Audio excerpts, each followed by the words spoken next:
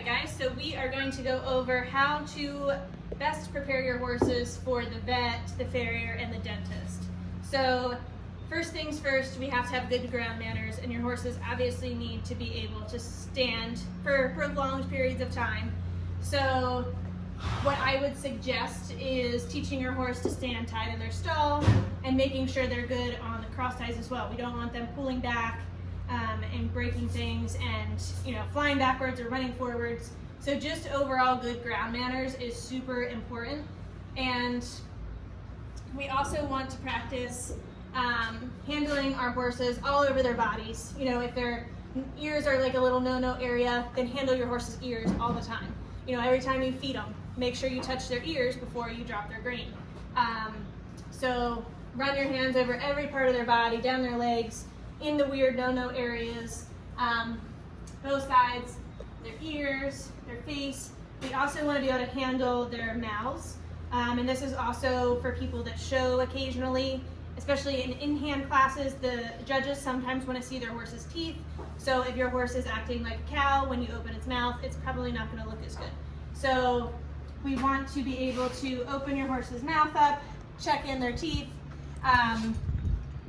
and also be able to, you want to be able to stick your finger in the corner of their mouth, check in there. I mean, he obviously isn't a fan of it, but he's tolerating it. So if your horse is not as tolerant, and we want to start with baby steps, you want to just be able to kind of, stick your fingers in their gums and let them get used to just you touching on their mouth. So again, he's moving around a little bit. So I'm going to just keep fiddling with him until he relaxes, and then I'm going to take the pressure away. So, especially if your horse is not a fan of being handled here, start just touching, every day. Make sure you're handling their mouth, stick your fingers in, and just get them so used to it that it becomes just a natural thing to do. So we're going to get into actually worming your horses as well. Horses that are bad to be wormed, the first thing you're going to do is your horse has to be able to, again, yield to pressure and put their head down when you apply pressure to their poll. So there, as soon as Cloud puts his head down, we release the pressure. And again, it's probably not going to totally stop them when you're trying to shove a wormer or Banamine or whatever kind of thing you need to get in their mouth at the time, but you can set them up for the best amount of success that you can. So from here, now that he understands when I pull down, that means put your head down. I'm just going to pretend I'm just going to stick my finger in the corner of his mouth. So he's giving me a little trouble, so I'm just going to keep hands on him. There, I have my finger in. I'm going to take it away because he relaxed. I'll do it again. Finger in the mouth, right in that corner there, and then release. Finger in. Have him open his mouth. You can actually push down on their gums there because there's no teeth to be bitten by, and then release. We're going to do this on both sides because that's important to have horses be able to do things on both sides. You just never know. Boy. So if you really want to practice, if you have a horse that's bad, save one of your old wormers and just practice sticking that in the corners of their mouths. I don't have one of those, but I have a syringe. This is just a clean, plain syringe. Same thing as a wormer. I usually hold my my halter, whatever kind of halter I have on. I'm going to rub their nose with it. He doesn't like that, so we're just going to stay here for a minute. There he relaxes, take it away. So we don't want this to be a whole process when your horse is maybe colicking and you need to give it Banamine. He needs to be able to not add any more stress to the situation. So prepping your horses ahead of time before things like that happen is super important. These are great rainy day activities that you can practice when you can't ride. These are all things that can be done in the barn. So again, I'm going to approach again. This time he was better. Stick the syringe in. As soon as he kind of relaxes and, he's allowed to lick on it and move his mouth, but as long as he's not throwing his head up and flying backwards. So again, you're going to do this every time until your horse relaxes and it just becomes a thing. Boy. Side. sides, rub his face, put it in the corner of his mouth there, let it sit a minute, and then retreat. So that would be something to practice with your worming. And again, when your vet comes out, this is just a needle cap. It is not the actual needle. It's just a little plastic piece that we can practice.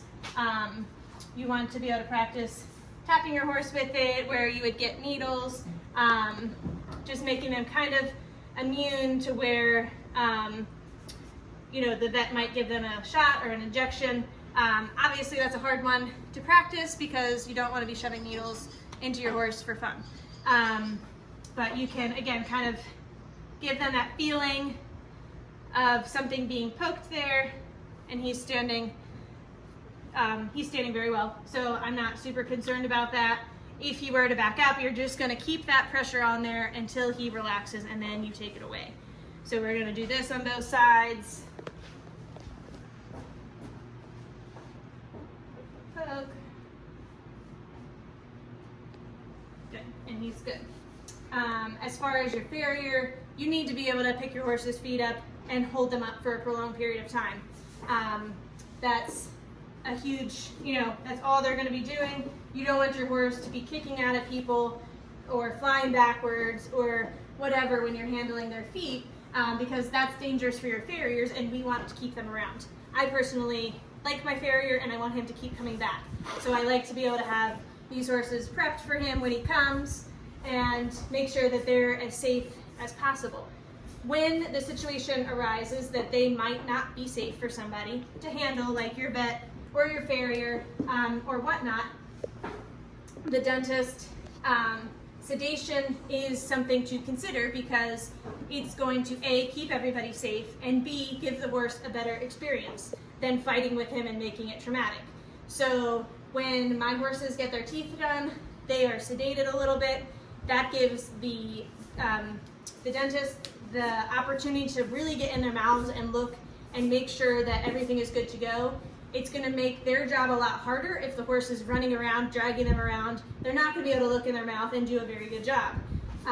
If the horse is sedated a little bit, it's going to give them the opportunity to do a good job. The horse is going to have a good experience, and the most important thing is that everybody is safe. I never want anybody to get hurt on any of my animals, and sometimes sedation is the best option to do that. Same thing with your farrier. If your horse is really bad about their feet, then contact your vet, have them come out and give some sedation before your farrier comes, so everybody can have a good experience. Sedation doesn't always have to be given in the neck, or it can be given as a paste in their mouth if your horse is better handling that. So we also want to be able to trot our horses in hand, and that might be to check soundness. So good leading skills is important to have for when your vet comes, or maybe if you're setting a horse up for a pre-purchase, you're selling one of your horses, make sure the horse can trot in hand, because it's going to be a little bit embarrassing when the new buyers are here and the vet's here and your horse doesn't trot. It kind of just makes everything look bad. So that's something to practice as well. And if I have missed anything and you guys would like me to go over it, I will be happy to. But again, setting our horses up for success and making sure everybody that might be here to help us stay safe is the most important thing. So hope you guys enjoyed watching this, and I will talk to you soon.